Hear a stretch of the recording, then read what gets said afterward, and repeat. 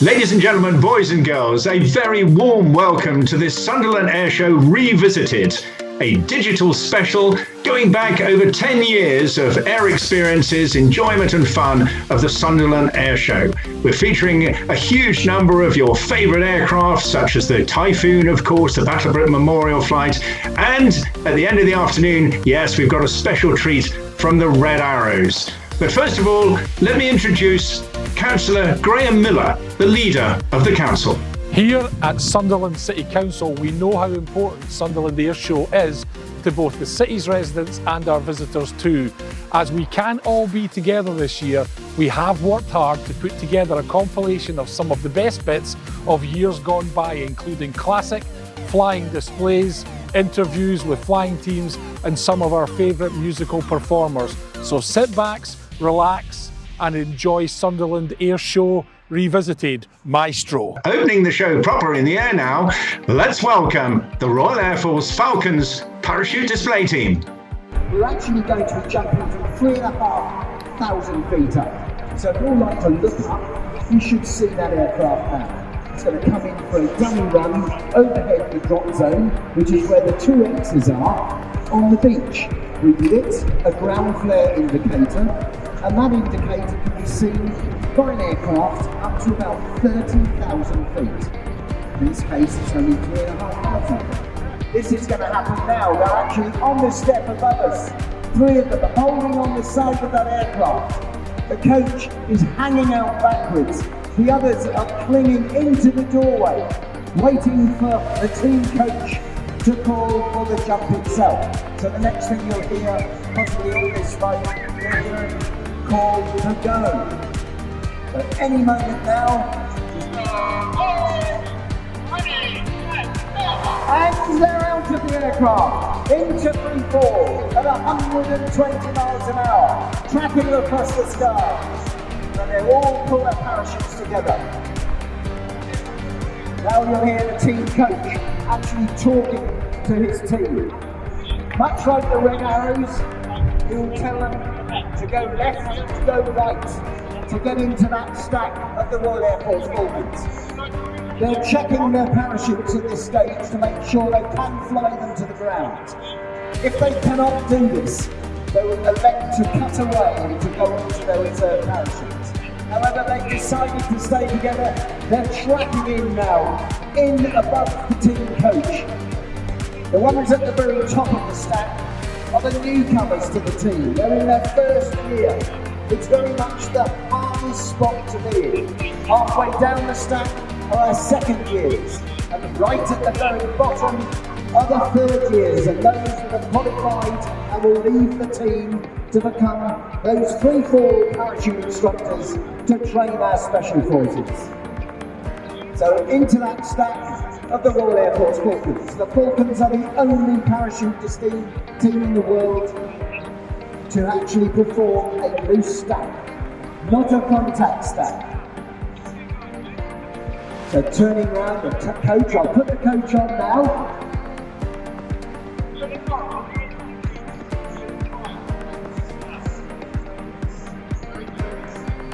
Right at the very top of the stack is the cameraman. He will just hold back to get some shots of the team, and then on the next turn he'll slot himself back in, just like that. Ladies and gentlemen, this is precision parachuting at its very best. We are regarded to be the premier display team in the world. People from all over the Commonwealth and different parts of the world send their instructors to our instructors at the #1 parachute training school on our air, Grimes Norton in Oxfordshire, because we are the best. And ladies and gentlemen, doesn't that make you proud to be British? Now look at that stack. Up there, they're back on the gates, the wind's up there about 25 knots. Turns, lining them up now for a base leg, a downwind, a base leg, and then going in for a landing, which will be in towards the sea wall. And you see Flight Sergeant Mike McGuire at the very bottom of the stack, one of the most experienced parachutists we have in the Royal Air Force today. Well over 6,000 parachute descents. Ladies and gentlemen, as he brings the team in, look at that stack, isn't it absolutely magnificent? So they will now turn and shoot both of those crosses, separating themselves to land. So ladies and gentlemen, as they land, Flight Sergeant Mike Maguire from Nottingham, Sergeant Rob Priestley from Middlesbrough, Sergeant Liam Lyons from Worcester, Sergeant Scott Garrett from Auckland in New Zealand, Sergeant Chris Williams from Glenamon in South Wales, Corporal Ryan Norris from Tredegar in South Wales, Corporal Neil Connell from Stanford in Rutland, Sergeant Sean Bowley from Colchester in Essex. What did you think of that? Come on, let's give them a wonderful, wonderful welcome. 3,500 feet back against those wings, performing that wonderful stack. Thank you very much indeed, and we look forward to seeing you again next year. Thank you. Coming up next on Sunderland Airshow Revisited, we've got one of the most popular teams in the entire United Kingdom. Going back to the barnstorming years, speaking to us from the company headquarters, we now welcome David and Kirsten. Good afternoon to you guys. Good afternoon, George. Yeah, great to see you. You're looking really fit and well. And, well, it's great to see you having fun. Tremendous atmosphere you always bring to air shows. Generally, I get covered in smoke and have trouble seeing you, but I know the crowds love it. But it is an extraordinary business, this barnstorming, and it looks dangerous, but I know it isn't. Dave, can you just give me, first of all, a quick rough idea how on earth you got involved in this business in the first place? Most young kids all want to be either an F-35 pilot or an airline pilot, and you're obviously doing something you love. How did it all come about? Well, George, what happened was I took my pilot's license at Cambridge Airport way back when, and I saw the team displaying at Duxford, and I thought, I really, really want to be able to do that. So I looked into it, and obviously it's quite difficult because I had very few hours. The aircraft were vintage Stearmans, and I didn't have a rating to be able to fly it. So over the years, I gradually worked up to it. I always had a goal that I would want to fly a wing-walking aircraft. So in the end, I managed to buy a Stearman, and I flew it for about 12 years, managed to get 600-700 hours on it, and then fortunately for me, the job became free, and I applied, and here I am. Now, Kirsten, I've got a feeling you used to be like a circus performer of some sort or other. So this is a radical change of career. Would you call it a career? Tell us something about how you got involved with this. So I have a background in trapeze. So that's where I came from, sort of the circus. So wing walking was very much a crossroads in my life, personally. So I actually got a place at Circus University to train professionally the same week as I got this job. And I just thought I had to go for the job because it just sounds so awesome. And I've loved every day since. Well, that's it's wonderful to hear. I'm so pleased you're enjoying it. Now, you do some pretty dramatic manoeuvres during the course of one of your displays. And I'm keen to know both what your favourites are and also, you know, how do you coordinate everything? I mean, I know Dave can talk to his co-pilot in the other aircraft, but it must be really difficult. Let's start with Dave. Dave, what's your favourite manoeuvre and how do you practice for these sort of things? What we do, George, is at the beginning of the season, we formulate a routine, and then we practice it over and over and over with just the two aircraft to start with. And then what we do is we give that routine to the girls, and the girls can then formulate their own formation in the sky, if you like, so that they actually move together on the aircraft, as well as the aircraft obviously moving together as well. For me personally, I like the initial loop for a start because it's always a very dynamic entry into the show. It's a dive to about 160, 170 miles an hour, and then a nice 4G pull. And it's quite important to get that all correct in the right position on the line, and the correct distance from the crowd, and also obviously in correct formation with the other aircraft. And it's all about power management and energy management, to come out at the right height, so that it's flowing. Nothing's very jerky. We have to try and fly really smoothly. So that's quite a challenge. But then actually the whole of the show is quite a challenge, because I'm leading the formation and I need to position us in the correct spot regards the datum, obviously, and the crowd line. So a lot of it's quite challenging. And also at the very end, when the girls unstrap themselves and they stand actually on top of the cockpit, their arabesque manoeuvre, I really enjoy that, because obviously we can slow the aircraft down and get nice and low and close so the crowd can actually clearly see the girls. Kirsten, what does it feel like to be, I mean, you're putting all your faith and trust in these pilots, aren't you? Yeah, that's right. But I'm literally trust Dave so much. All of our pilots are so experienced. Like, you literally couldn't be in better hands. We're so safe as well when we're on top of the aircraft. So we've got 2 different harnesses that we wear at all times. So we've got like a safety wire that's always attached. We also have a 5-point safety harness when we're on top of the wing as well. But my favourite move, I'd probably say, is I love doing all the aerobatics, so loops and rolls, absolutely love that. I also really love climbing around the aircraft while it's flying, because it's just so much fun. It's very freeing. The arabesque at the end is just, you feel on top of the world, quite honestly. Yeah, you mentioned one of your favourite manoeuvres there. I love that as well. I actually like it when you're sat on the forwards edge of the wing. And I always describe it as a bit like Kate Winslet and Leonardo on the front of the Titanic when you're looking out to sea. But the wind forces, they must be dramatic, hundreds of miles an hour. And that affects both of you, because I know you've modified the aircraft, Dave, and you can tell us a bit about that, but how do you compensate for all that extra drag? I mean, I know these are nice, fit young girls, and I say that in the sort of physical sense, that they're lightweight and they train hard and everything else, but nonetheless, it's a big chunk to have on the top of your wing. Yeah, that's absolutely right, George. It's actually, the aircraft is totally different to fly without anybody on the wing. It's a bit like a sports car. It's quite nimble, whereas as soon as you put somebody on the wing, and obviously you said the stature of the girls is quite important, because it's a function of drag, and from a pilot's point of view, drag is a factor of 4 times the speed. So the faster we go, the more drag we get. But what we do is again, we have very powerful engines. We have 450 horsepower Pratt & Whitney radial engines.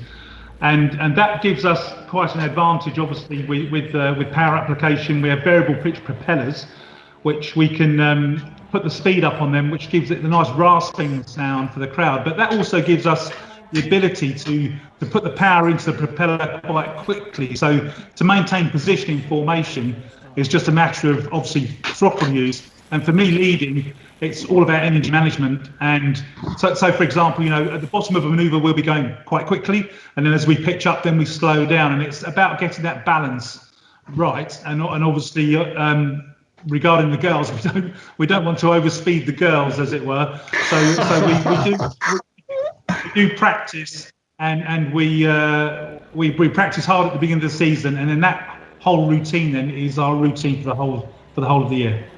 Yeah, that's just utterly amazing. I know everybody's going to be riveted by this, because behind us is we're showing you actually doing this for real at Sunderland. Kirsten, you're facing all these winds and you've got a routine. How on earth do you communicate? Is it done on timing where the aircraft are, or do you have little secret hand signals that you make to each other? Tell us how you make your bit work. Yes, so we use hand signals actually to communicate. So we have a sort of a set list of hand signals that we use for the move. So I personally lead the display. And Gemma formates, so I call the moves, so I watch the crowd, and then when the timing is right, I'll give the signal to Gemma. So for instance, I'll do this, which means handstand, and then we'll go into a handstand. We go through all the moves that we're going to do before, and it tends to be the same routine throughout the season, but obviously if there is anything that we need to change, we're quite comfortable using the hand signals.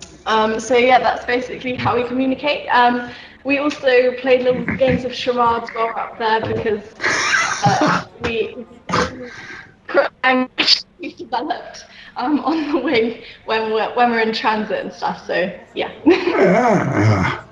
It sounds absolutely barking mad to me. Now, a couple more questions that I've got to ask you this. Sunderland, one of the biggest events in the entire country, massive turnout of people, certainly the biggest event in the northeast of England. What memories do you have? Let's go with Dave first. What memories do you have? What do you like looking forward to at Sunderland? Well, for me, George, actually, it starts from the takeoff because we're either based at Newcastle Airport, which is fantastic. It's a great place and we're really well hosted there and we absolutely love it. Or we operate out of Fishburn Airfield, which is a very small grass strip. It's quite challenging, which is good for us because it's something that we like is a challenge. And then actually the hold area, which is over the Nissan factory, I know it sounds a bit dreary, but for us, it's wonderful because over the Nissan factory, you've got the whole vista of the northeast. You can look up to Newcastle, you can look down to Middlesbrough, and then the transit down to the display site is obviously down the river. So we actually get to fly across the city, as it were, overhead the river.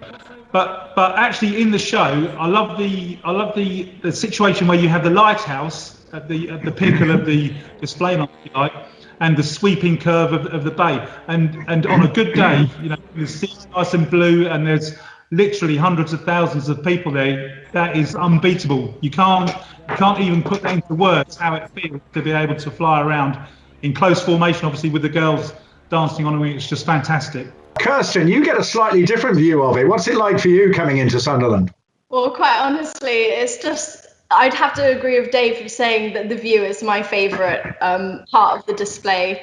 Obviously, when you're in the cockpit, you have all the instruments and the wings in front of you. But when you're standing on the wing, you have a complete 360 view. You can just turn and there's absolutely nothing obstructing you. So it is just totally awesome. I absolutely love flying over the sea as well. It's really fun sort of diving towards water and doing all the aerobatics and stuff. It is just so much fun. It's just wonderful talking to you two people who really enjoy their work. I can't believe you get paid for it as well. It sounds too good. If you were chatting to some young children after the show and they said they really want to do what you do, what sort of advice can you offer them? Well, I would say to them, really, you have to study at school, get a good basis in maths and English, because eventually you would need to take your pilot's license. Now, to do that in the UK, you need to sit 7 exams. They're very physics and maths based, although there is some human performance as well, which is human biology. So you need to study really, really hard to be able to get on top of these subjects, so you can easily take the exams. The flying part is fairly straightforward to learn how to fly. It's very similar to learning to drive a car with all the different procedures.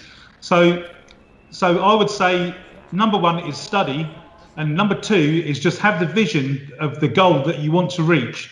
So for me, it was to fly a wing walking aircraft, and that's all I really concentrated on. So I learned as much as I could about the aeroplanes. That's why I ended up buying one, and also the team and how it all works and how the display licensing system works, and then just keep that goal in your head and go for it. And eventually, with enough experience and the right attitude, then perhaps you'll get offered to fly for one of the teams.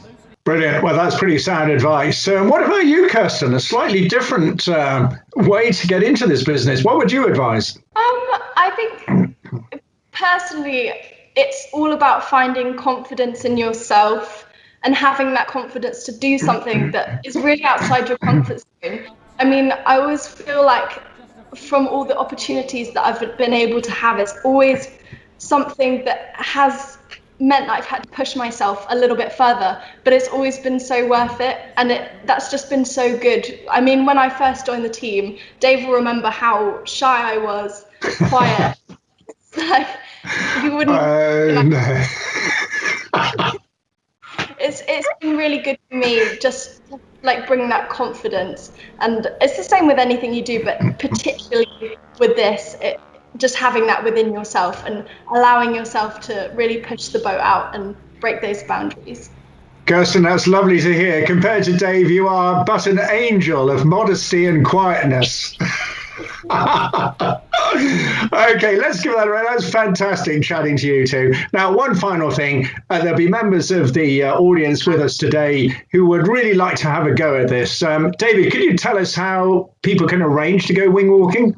Yes, if people would like to have a go with us on the wing, flying at RSC Rentham in Gloucestershire, just head to our website. It's gowingwalking.com. You can book online, and then you come down and you fly an initial 10, 12-minute sortie on top of the wing, featuring some fairly radical manoeuvres if you want, or we can just fly around and look at all the nice swimming pools and houses.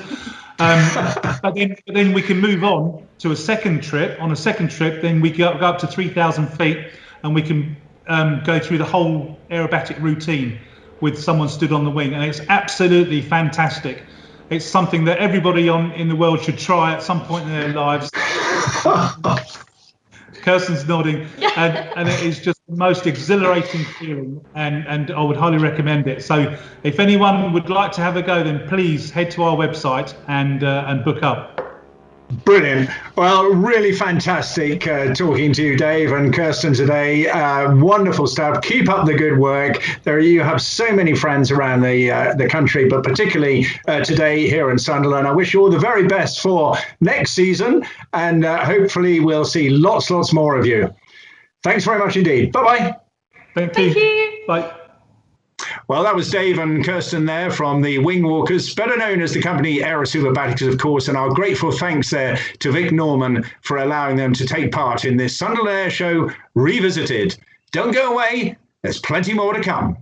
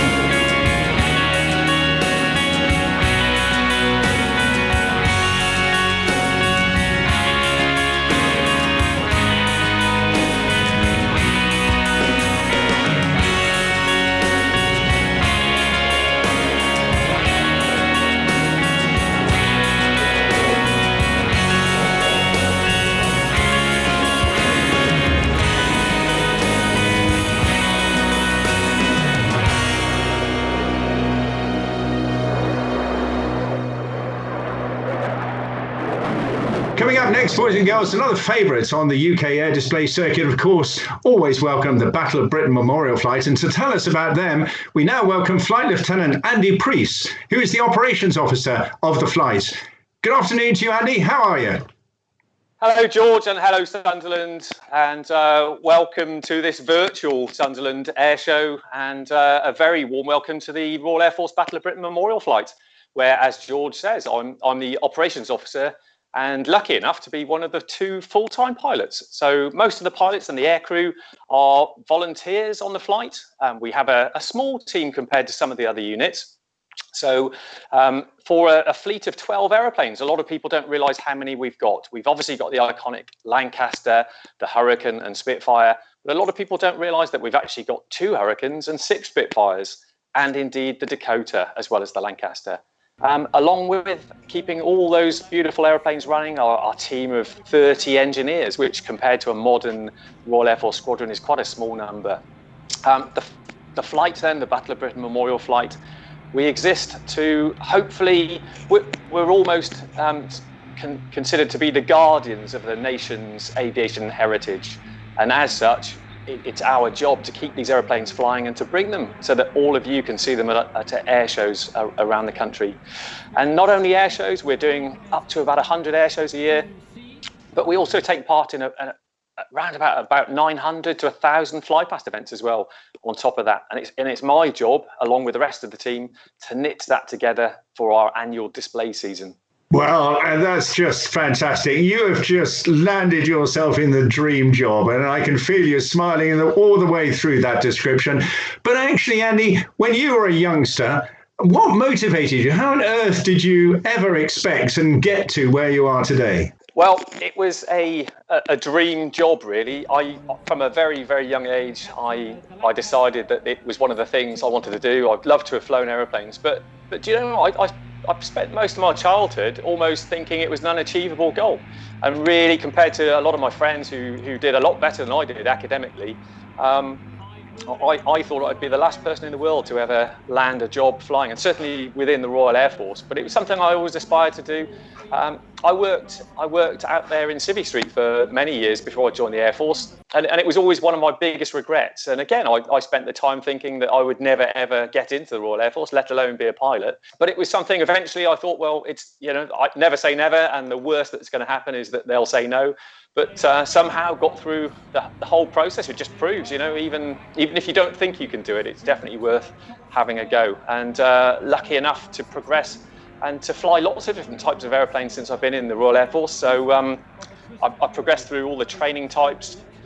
I was my first tour was on the Tornado GR1. Was lucky enough to do a little bit of time on the Harrier, the famous jump jet, which sadly we don't have in service anymore. Spent some time on the Hawk, and then eventually it was my job to train pilots on elementary flying training. So flying the mighty Grob Tutor. And then finally, the last job in the world I ever thought that I'd have even a look in through the door at was to be a pilot here at BBMF.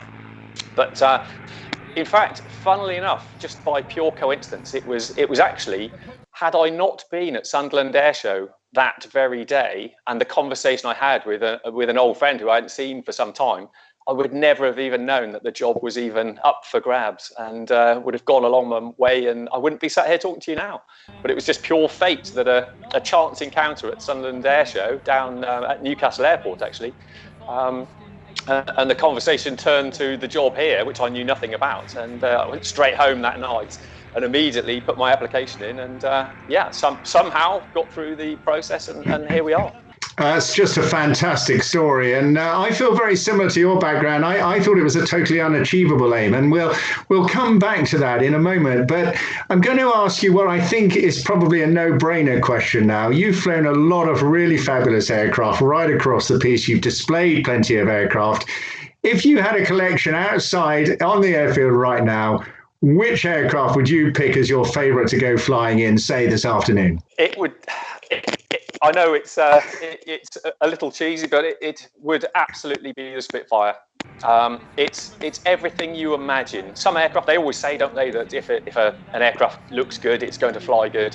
and the Spitfire just doesn't disappoint. And everyone always asks which one is your favourite Spitfire here at BBMF, and they're all beautiful. And sadly, you know, the Hurricane often gets overshadowed, but I think we'll all agree here that flying them and just being given the privilege to fly any of the different types here is amazing. And you know, I still pinch myself every time when I go home at night. I'm driving home in the car, pinching myself that I'm being allowed to do this. It's just such a privilege. But to answer your question, I would definitely have a Spitfire out there. Brilliant. I figured that would be a no-brainer. Now, we're in the 80th anniversary of the Battle of Britain, and in the title of your flight, we have that big word memorial. How do you as a team together live, breathe and display with that memorial ethos overlooking you? So the memorial ethos at the Battle of Britain Memorial Flight is essentially the fundamental reason that A, this place exists, and B, why mainly we are doing this. And for us, it is the most important thing. We'll drop everything to do anything that helps people to remember the people that went before us. And it's incredibly important to every single person in this establishment. And to be given the chance to experience it from the cockpit. It's not just about people who flew the aircraft. It's the entire armed forces that were, you know, that have been before us in all conflicts. Although we're called the Battle of Britain Memorial Flight, we exist to commemorate everybody that's, you know, given their lives to extremes to make the country what it is in this day and age. So for us, it is absolutely the most important thing. Well, it's wonderful to hear, and it's just great to see the good work. And we know you always put in your very best effort for whether it's like Colonel Tom, for example. The weather wasn't great, but that was a fantastic tribute to the big seaside air displays such as Sunderland with hundreds of thousands of people. Now, all the local families will be keen to know, what are your favourite memories and experiences of the Sunderland Airshow? So the favourite memories of Sunderland Airshow, it is genuinely one of the flight's favourite parts of the year. It's right there in the height of summer, although the weather can sometimes be challenging up there. I've certainly been before, and one very vivid memory was of absolute perfect conditions at Newcastle Airport, and then getting airborne. The whole inland side of the British coast there was like a map. So absolutely perfect conditions, but everything that was on the sea side of the fence was completely obliterated in fog. And it was just such, people, obviously the regulars there, you'll remember that year. And it was just so frustrating getting airborne, and there's literally nothing we could do. But it for me personally, and I'm sure the other members of the flight would agree, it's such an iconic sight. The crowd, because of the numbers there, and I understand, you know, you're knocking on nearly 1 million people. But it's because everybody is concentrated onto the tops around the lighthouse and around the harbour wall.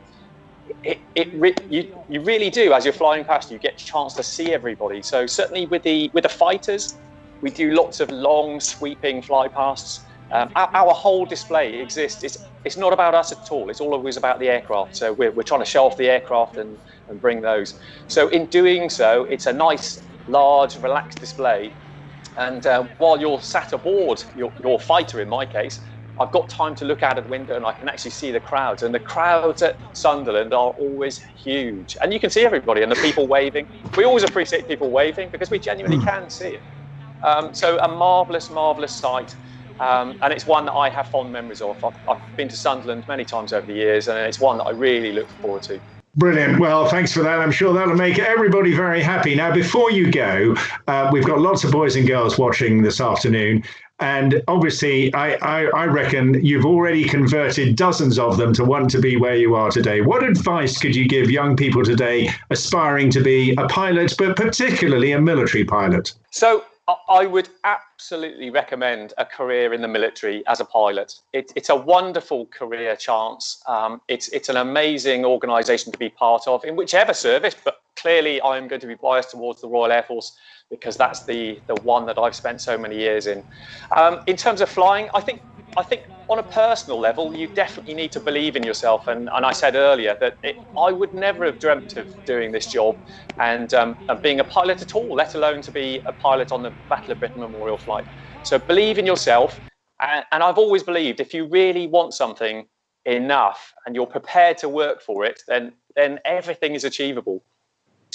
Clearly, I was only looking back at my school report the other day, and it's some of it is shocking. I'm embarrassed to read it. And if anybody out there read it, you would think I wouldn't have had a hope of achieving anything. But I think at some point the light started shining, and and really knuckled down. So all of you you youngsters out there who don't think you can achieve it, then it's never too late to start looking forwards. Clearly, hopefully in the future, you'll have a chance to get down to the careers office. So that's always a good starter. They can advise you on exactly what you need to do. And then the Air Cadets. So if you are interested in the Royal Air Force, the Air Cadets, a marvellous organisation, which myself and the boss here were part of. And that gives youngsters such an amazing insight into the Royal Air Force. And then, of course, obviously, there are age limits in joining the Air Force. Those do change from time to time, so it's very much worth having a look at the websites and engaging with the careers office. But the other avenue is also to look at some sort of sponsorship, which again is achievable through the Air Cadets.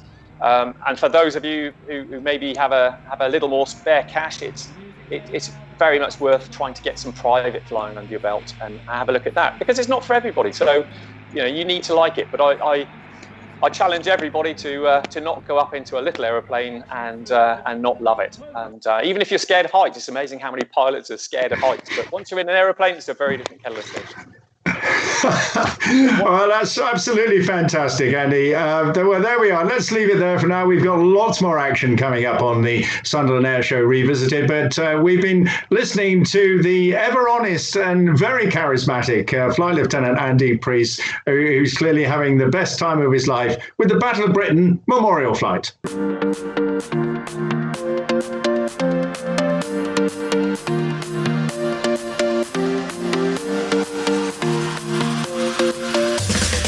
Well, coming up next on Sunderland Airshow Revisited, we've got one of the top guns of the Royal Air Force and one of the mightiest displays that is always popular around the coastlines of Britain. And I'm talking, of course, about Flight Lieutenant Jim Peterson and the fantastic Typhoon. Let's first of all just say hi to Jim. Lovely to see you. Hi, George. Lovely to see you too. Yeah. Brilliant stuff. It's an extraordinary year this year, but I know you guys have still been very, very busy. We'll come on to that in just a moment, but we're going to run your excellent footage as we're chatting here today, Jim. But tell me, first of all, a bit more about this incredible aircraft. It just seems unbelievably capable. It is. It's an absolute world-class aircraft. So we replaced the Tornado ground attack and the fighter version with this one aircraft, which makes it a multi-role jet, and that means it can do air-to-surface work as well as air-to-air. It's a world-class dogfighter, so when you see in the display the engines, when they light up those afterburners, the roar is incredible. The amount of power that comes out of those EJ200s is 40,000 pounds of thrust, which accelerates me from 0 to 60 in about 1 to 2 seconds, and I'm taking off 60 miles an hour in less than 10 seconds. So the jet's an amazing piece of kit. Well, that's exhilarating stuff, Jim. What an amazing ride that is, better than any funfair. But of course, we've been through a very tricky few months, and I'm keen to know not just what you're doing, but also how you keep prepared for the eventualities during the tough times that we've been having. You're absolutely right, George. Defence of the UK hasn't stopped even in this crisis. So Typhoons have been based up at RAF Lossiemouth and at RAF Coningsby on quick reaction alert, ready to get airborne and defend the country against the threat of terrorism or maybe another country's aggression. So I've just got back from work today. I now have a new job. I don't work as the display pilot anymore. I'm now on 12 Squadron, but that means that I do quick reaction alert. I'm actually on quick reaction alert this week. I won't tell you which day, but I'll be ready, as will all the other pilots, to jump in the jet and get airborne should the need arise.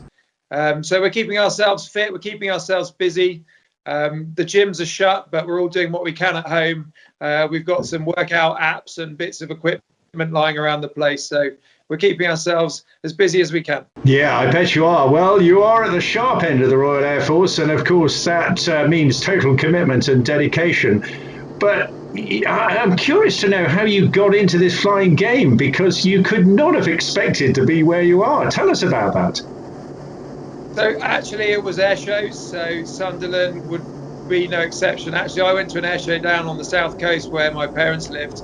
I saw the Red Arrows, and I also saw an F-16 display, and I was just completely blown away by the incredible things they were doing with these aircraft. And I just thought, flying is definitely the game I want to be in. How I go about that, I don't know yet. So I set about working hard at school. I joined the Air Cadets, which for me was a really, really valuable pastime, which got me into flying, gliding, aviation-related subjects, but also a bit of an interest in the military as well. And actually, I thought initially I would want to be an airline pilot, fly for one of the commercial airlines. But the Air Cadets really got my eye focused on the RAF. I chose the RAF because I actually wanted to fly fast jets. And despite the Navy having an option to fly fast jets, when I joined in 1999, you had more options with the Jaguar, the Harrier, etc. if you joined the RAF, so I did. And then as I went through my career, I was still interested in air shows, and I really wanted to inspire the next generation, do something a little bit different. And what better than to be in a Typhon, which is just the ultimate in display aircraft as well as being the most capable fighter. So I worked hard to get myself to 29 Squadron as an instructor, which is where you can fly the Typhon display from. And I was very fortunate enough to be chosen to do 2018 and also 2019's displays. Yeah, well, I can feel the smile and the passion coming out as you said that, Jim. It's just a tremendous position to be in, and you've entertained literally thousands and thousands of people. But you mentioned the Air Cadets. Now, I often mention that as well, because it's a great way for young kids to start. But if you had any other options or advice that you could give to teenagers, say, what would you advise them to do to get to, or at least try to get to where you are? Absolutely, George. If you can't join the Air Cadets for whatever reason, you really need to work hard at school. Get yourself your qualifications, really try and major in your English, your maths and your science. Get those qualifications under your belt. Make yourself really, really attractive to the military or the wider aviation community by proving that you have got the mental capacity and ability to be part of aviation. As an aside, though, you also want to stand out from the crowd a little as well. So if you can do as much extracurricular stuff, play sport, play a musical instrument, try and work as a team, maybe in some kind of outward bound activities. Just be someone who's slightly different, outgoing, and someone that someone really wants to have in their team as well. Yeah, well, very, very good advice. And I hope all you youngsters out there are listening to that. Now, finally, Jim, I've just got to ask you this one. I mean, Sunderland is an amazing venue. You're running into literally hundreds of thousands of people. Just give us some views as to, what do you feel like when you're coming to Sunderland? What are your special memories about the Sunderland Airshow? Sunderland's just a fantastic venue.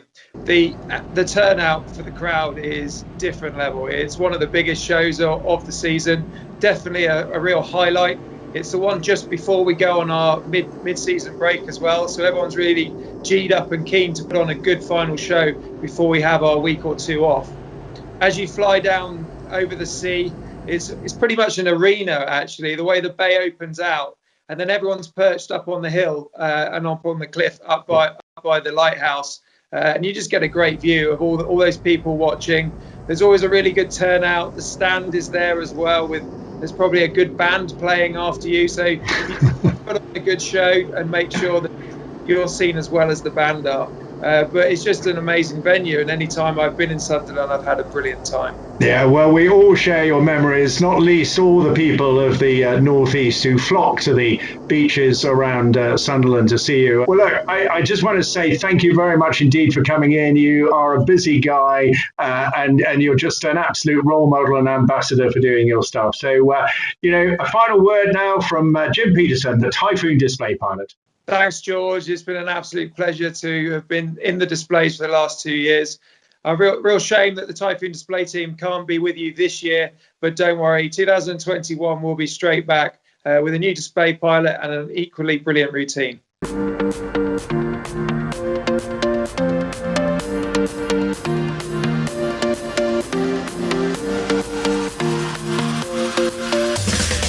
Well, boys and girls, mums and dads, it's the moment you've been waiting for. The finale of this afternoon's Sunderland Airshow revisited. And yes, what better way to finish than with the best of British, the Red Arrows. And I'm very pleased to say that joining us here today, we've got Red 10, that's squadron leader Adam Collins. Adam, good afternoon. Hello, George. Hello, everyone. It's Adam Collins here, Red 10 from the Red Arrows. I'm delighted to be joining you for the Sunderland Airshow. It's great to be here. The team always enjoy displaying at Sunderland, and it's great for me to be out and about, meeting the public every time we come here, and a pleasure to be talking to you today. Now, Adam, you've pretty much got a dream job. Now, I know you'd love to be in the Jets, but actually you're the guy that gets out and about and you get to meet to everybody, socialise, do the autographs, wave to so on and so forth. But actually there's quite a lot to being Red 10, isn't there? Can you give us a bit of a flavour as to all the things you have to do? So you're absolutely right. Being Red 10, for me, I get the best of both worlds. So my main job actually is the safety supervisor of the team. So although I'm very much on occasion the public face of the team and the one that gets to meet the public more than anyone else, really my main focus is on making sure that we put on not just an enjoyable show, but above all a safe show that's adhering to all the rules and regulations and keeping the public and the pilots safe. So really throughout the winter period, I'm heavily involved in supervising the winter training of the team as we're building up those formation flying skills and the display flying skills. I'm involved in organising which shows we're able to support, putting in the arrangements required for us to get the aircraft there, along of course with our support team. And it's not until we get to the summer season really where I start taking on more of the public role, supervising each show, which of course means being on the ground, being able to meet people, hopefully inspire people, and then of course whilst the show's going on I'm supervising it, but I'm also providing the commentary as well. So everybody on the ground, from grandmas and grandpas all the way down to very young children, can get a flavour of what's going on in the cockpit by listening to the radio communications, but also describing the manoeuvres so that people know what's going into them and what's taken place during the training period. Well, that's a hell of a portfolio to carry around, and I'm unsurprised. I suspect your phone goes non-stop, certainly during the summer season. And talking of the summer season, obviously this year's been a little bit difficult. Had it been a normal year, though, what sort of things would you have done leading up to your first set of demonstrations and displays? I mean, I know this has been a very clunky start, but normally you would change pilots and then go into a very early year training season. Tell us a little bit about that. So the training season for us really starts around October, November time. So we'll finish the previous year's season.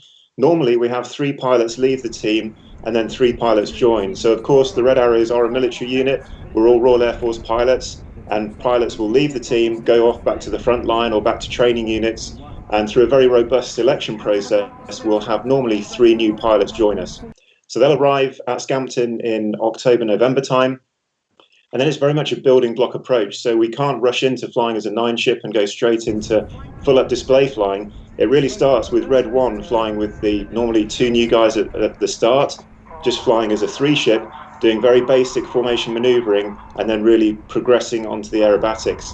And the big thing here is we're flying formation in a very different way than we would do on the front line. So normally in a frontline aircraft, although you do fly close formation, you're just watching the leader, you're reacting to the movements of the leader's aircraft, and that's to get you through cloud and in and out of airfields in an expeditious manner. But on the Reds, because there's so many aircraft, if you wait for the leader's aircraft to move, then you're going to be way behind it, and especially the jets that are out on the edge.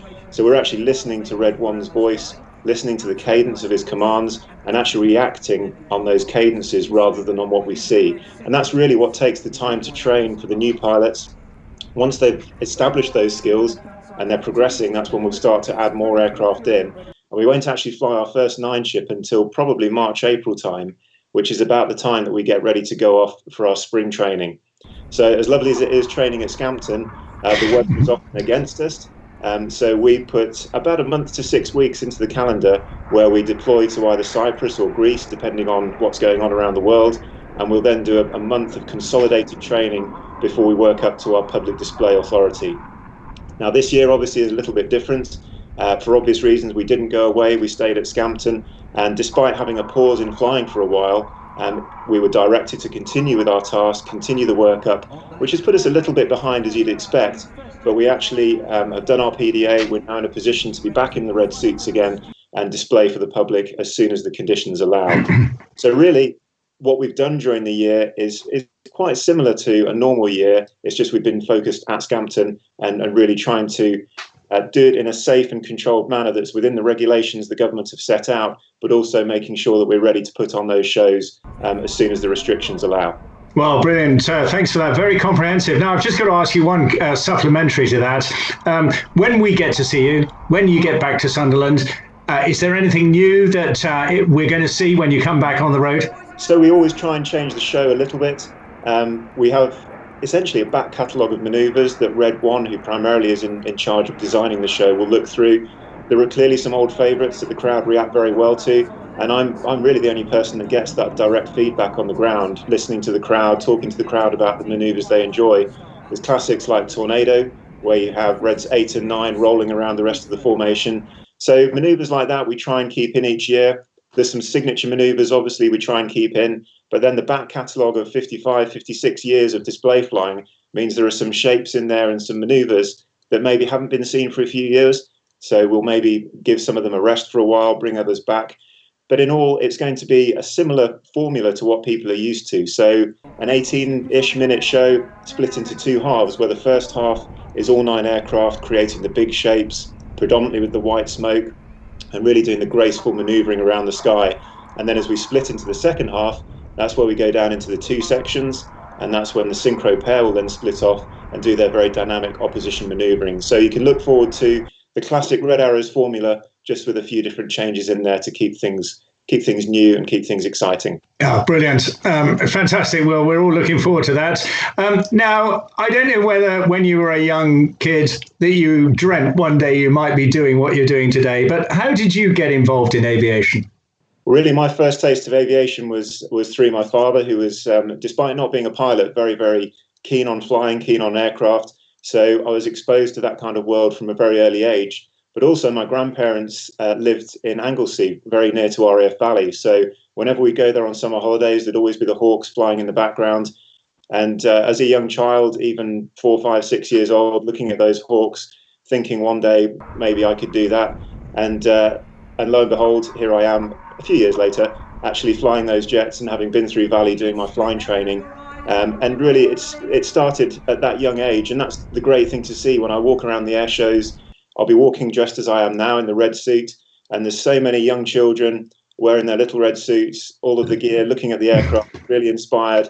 And actually, I really enjoy just walking up alongside them. Quite often, they've not even noticed, and then all of a sudden, they look up and find next to them, about it, high five, and then carry on. So I think the way I started is the same as many others. Going to air shows as a youngster, being inspired by what they see, and then really step by step trying to achieve that goal. And that's what we're all about in the Red Arrows, is we're here to promote Great Britain, promote the military, but really to inspire the next generation, not just of pilots, but of engineers, people who want to join the military, or just people who want to get into STEM-based areas.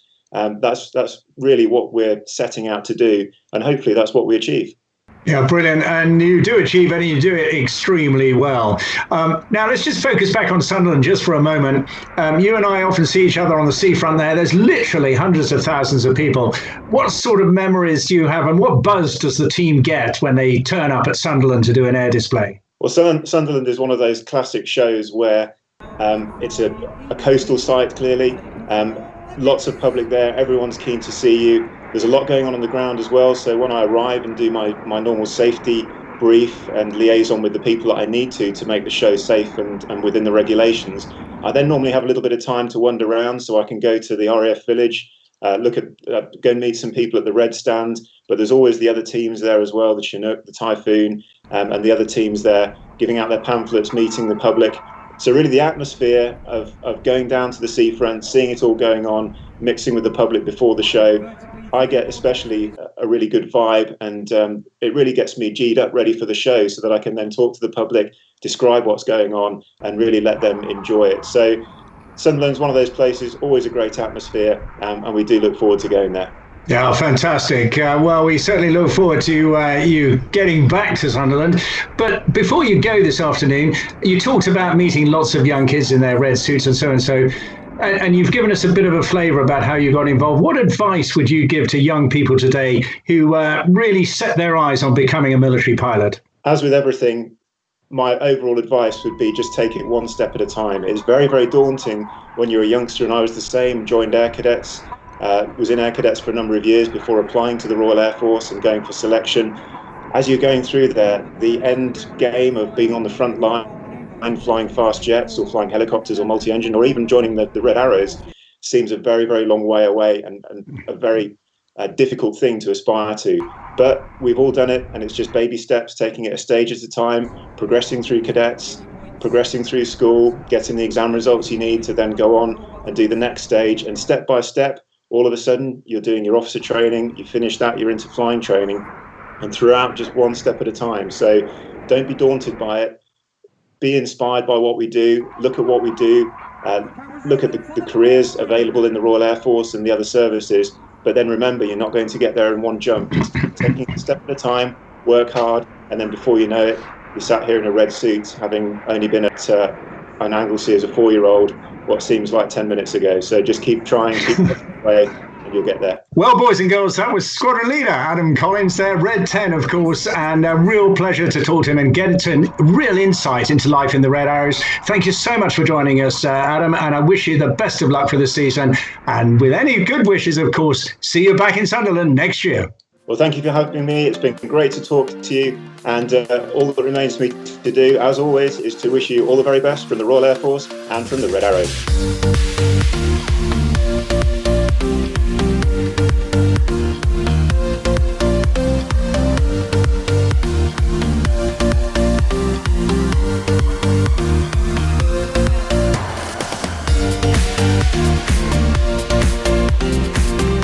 I'd like to thank everyone for joining us for Sunderland Airshow Revisited. We hope you've enjoyed the clips that we've shown you. We really do look forward to welcoming you in 2021. The Airshow in 2021, God willing, will be the 23rd to the 25th of July. We really hope that you keep yourselves safe, and we really look forward to welcoming you back to the Sunderland seafront.